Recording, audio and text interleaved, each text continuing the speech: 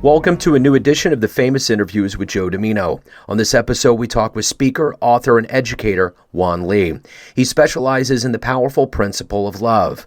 For over 30 years, he has studied organized religion to find the elements that unite humanity and share the message with those who need it. As a child, he struggled with an undiagnosed learning disability that made school very difficult. He would go on to join the U.S. Air Force out of high school in hopes to survive, and that was the healing he needed. During his time in the Air Force, he committed his life to Christianity and sought to utilize the principle of love in his life. These days, he is a devoted husband and lives outside of Washington, D.C. Enjoy this interview. Hey, it's Joe Dimino. How are you, sir? I'm doing well, and yourself? I'm wonderful. Thanks for taking a minute out today. I appreciate it. Hey, my pleasure. So before we get into your life as a speaker, author, and educator, you know, we've gone through quite a time here on planet Earth the last couple of years, and I'm curious, how did you do during COVID, and how did that time period change you and how you approach life and look at what you do? It really confirmed the need for us. My work is so necessary today.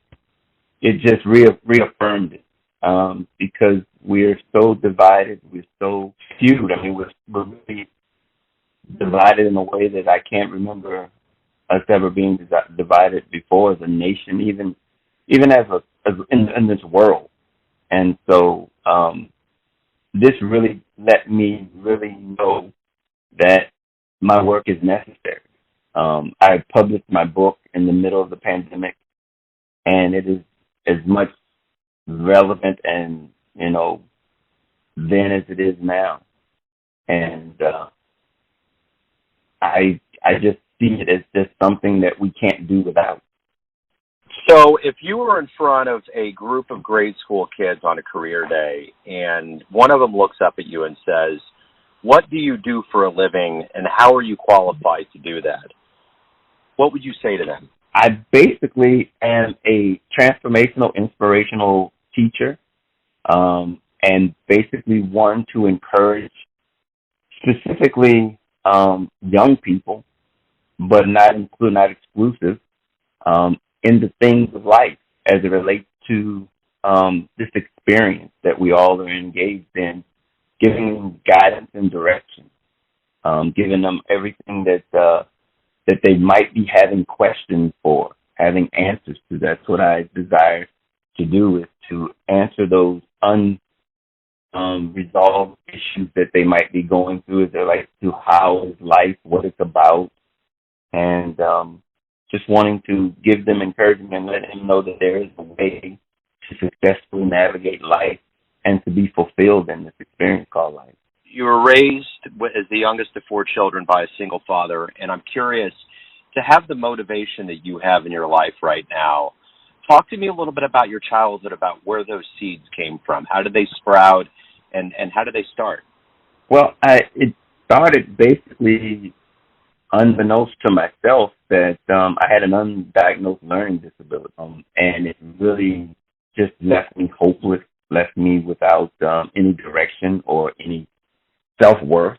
I felt pretty hopeless in the sense, didn't know how I was going to survive. It wasn't until I joined the military that I realized everyone has a purpose, everyone is necessary, and it's sufficient. We have what is sufficient for the time that we're living in. No one's mistaken. We actually have the ability to accomplish the things that we have developed on the inside of ourselves. I mean, we have to learn to identify our uniquenesses, and that's what I had to do, is to see that I had value. And then from there, was able to develop it and now give it to those that have need of it. So during this journey of discovering that, you operate as somebody that people look up to now, but who do you look up to? Who would you consider a role model? That's very difficult, to be honest with you, because everyone is set in having their own agenda. I look up to those that see humanity as the necessary thing that we all have in common.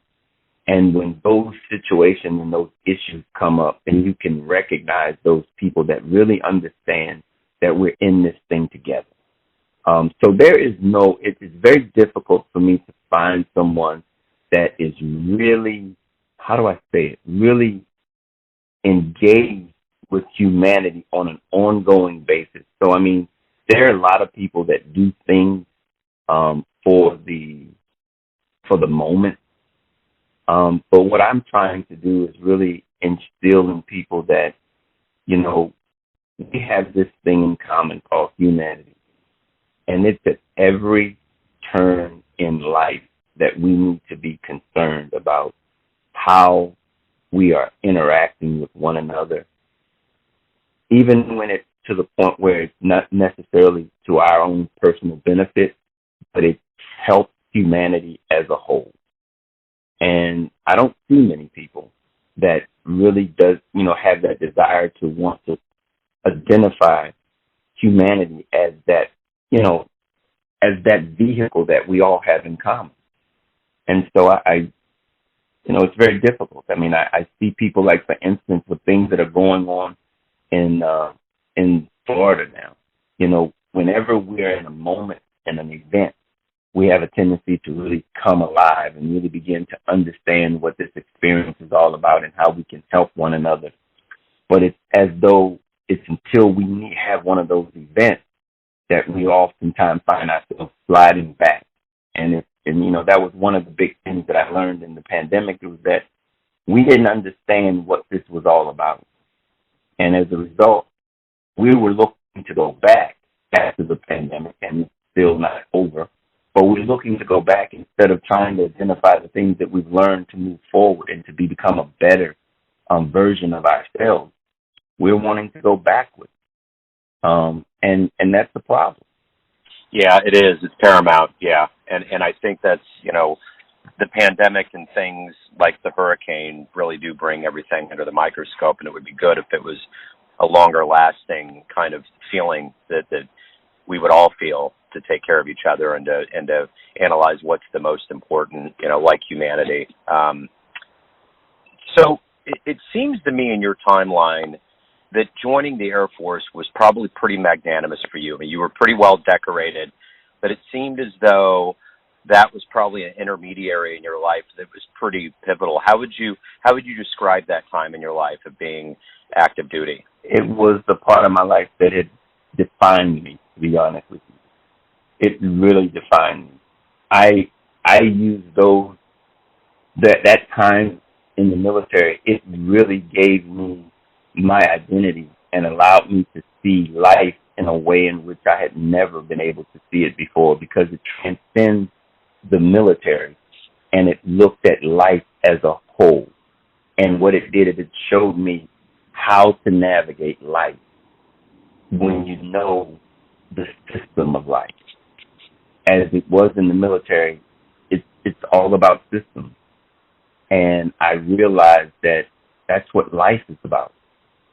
Life is about understanding how we interact with this experience, how we engage it.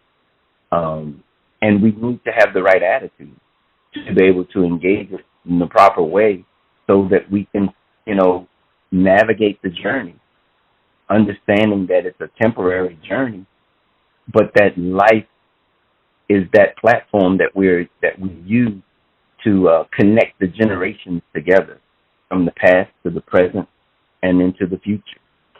So as an author, what was the book for you that you read when you were younger that really kind of gave you that love of reading or the desire to maybe write at some point? Just that story that you still maybe come back to. Well, I really never was a real avid reader.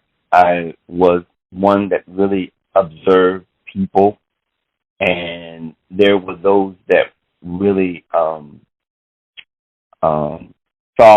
them as people that were living an example, and that was what the basis of me wanting to write the book is. What I wanted to be extremely transparent, and so I wanted to emulate those that have been transparent. So I looked at biographies.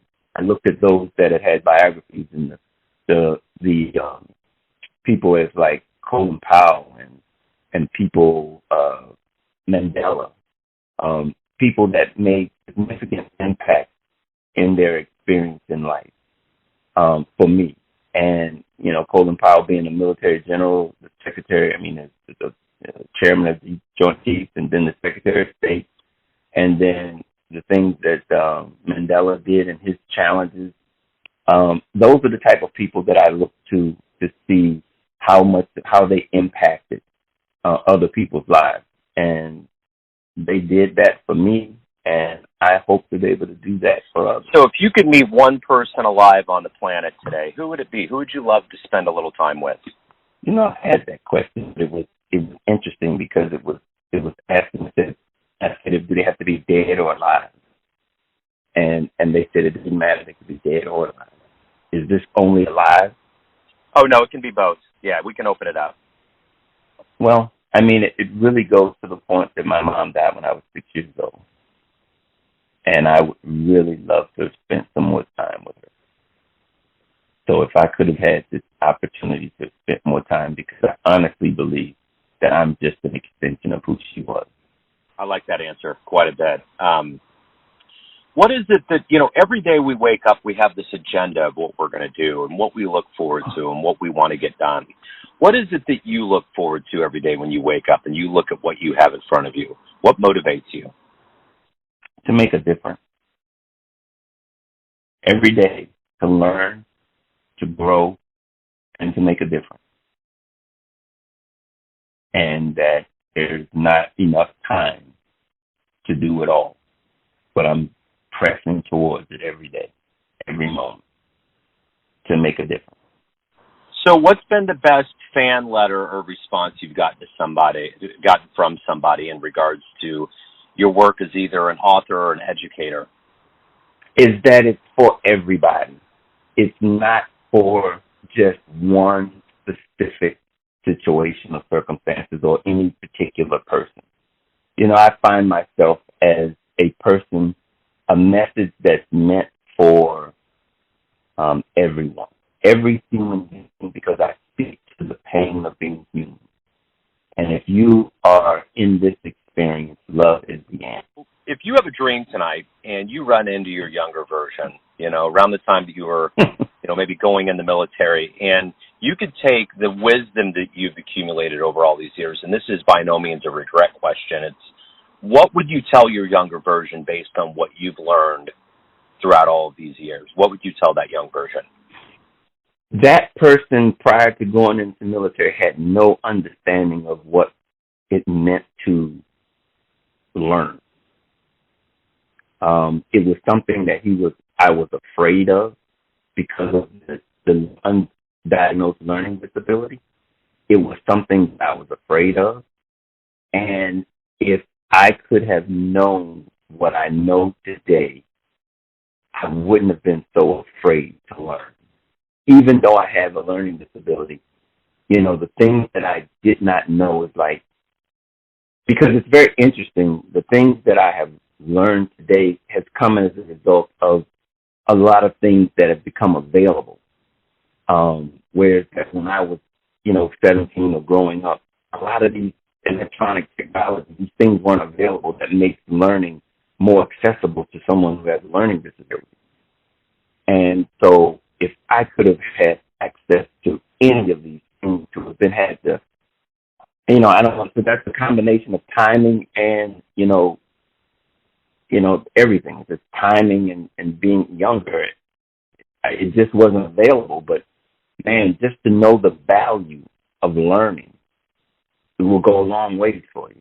So as we mentioned, obviously, at the top, talking about COVID, that was the first thing we talked about. I'm curious now that the world's kind of waking up and things are getting back to what we used to do.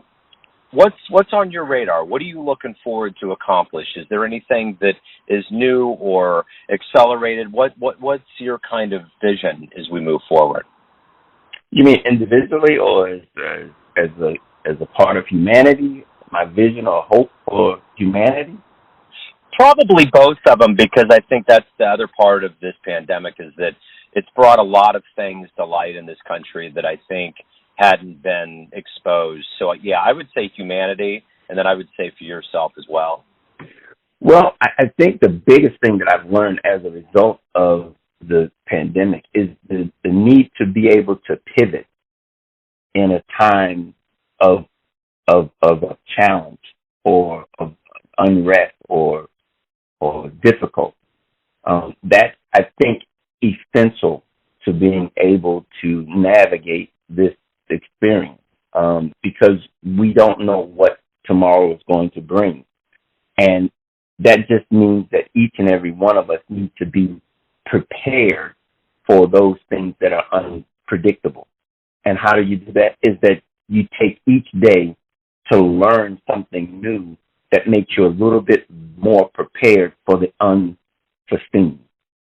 And I think if we all have that mindset, as to know that we cannot accept or expect that what we have already to be sufficient for tomorrow's unexpected challenges, it gives us this desire and this motivation to want to continue to better ourselves and to grow, because we don't know what tomorrow is going to bring. And I think as humanity, for humanity's sake, I think that helps us all to be able to see value in one another and seeing how we can connect to one another, because we realize that we need one another. We have to have one another for us all to be successful. I have something that you need. You have something that I need. And together, collectively, we can reach our potential and become and live a fulfilling experience called life. So if anyone out there is curious to learn more about you, your books, your mission in life, where's the best place for them to go? I am everywhere, but you can go to Juan Lee, the author, and you can read up more about who I am and what I do. Clear Journey is a nonprofit that I've started, and we basically demonstrate love through practical application. Things like financial literacy and just life skills in general. And I'm all over. I'm on YouTube. I'm on Facebook, all of the social media, Instagram, Juan Lee, the author, and Twitter. I'm at Love Made Simple on Twitter. But reach out to me. You can reach me at juan@clearjourney.org. Send me an email. I'm always available. Beautiful. Juan, thank you very much for taking some time out today. Good luck with everything as we move forward. All righty. I appreciate it. Thanks for having me. Thanks for tuning in to another famous interview with Joe Dimino, where we cover the world of art, literature, and music around the globe. If you want to hear more interviews, visit the Famous Interviews with Joe Dimino channel on YouTube. Thanks again for listening, and until next time.